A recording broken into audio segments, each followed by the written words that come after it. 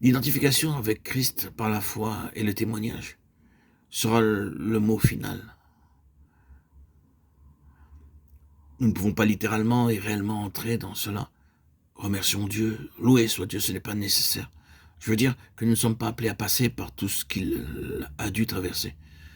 Mais nous sommes appelés à prendre une position de foi, à attester tout cela d'une manière très pratique. Pas seulement en le saisissant comme si c'était nôtre, mais reconnaître que c'est seulement à nous, à cause de lui, seulement à nous, en lui. Cela implique une identification de vie avec lui. Cette identification par la foi et par le témoignage est vue comme un commandement de Dieu et comme ce qui devrait être réalisé. Hors du lit du Jourdain, hors du lieu où tout avait été réalisé par le grand pionnier du rachat des pierres, devait être prise, et remarquons-le, par 12 hommes. Prenez 12 hommes parmi le peuple, un homme de chaque tribu. Josué 4.2. En effet, un homme de chaque tribu est représenté. C'est une affaire personnelle pour chacun d'eux. Chaque homme, une pierre. Cela doit être une transaction personnelle, un témoignage personnel, une appropriation personnelle de tout cela. Nous devons le porter sur nos épaules en nous y assujettissant. Notre engagement envers lui, notre engagement dans la mort du Seigneur Jésus, au fait qu'en lui nous mourrons, notre engagement dans son ensevelissement.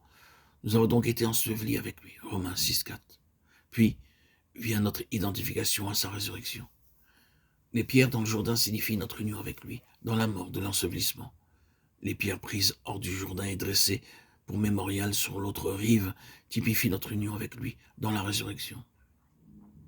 Mais il doit y avoir une transaction pratique, personnelle, individuelle. Chaque homme, une pierre. Est-ce que vous avez pris la pierre sur votre épaule personnellement? Est-ce que vous avez fait cela définitivement? Vous savez comment l'apôtre Paul nous dit que le témoignage est né?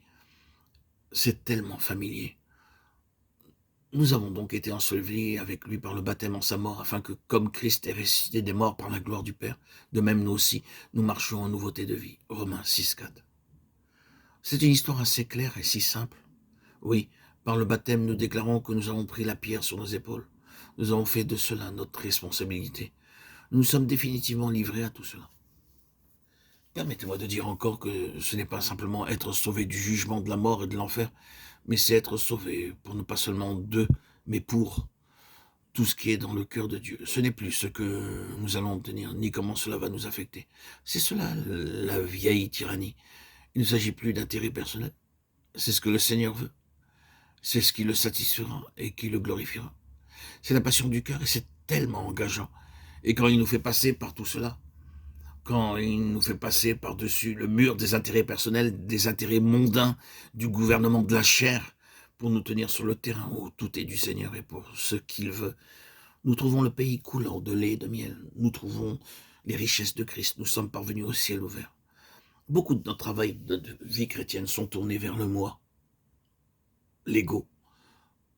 Tant que cela ne passera pas de moi au Seigneur pleinement et entièrement, nous ne connaîtrons rien de la plénitude spirituelle de la vie céleste.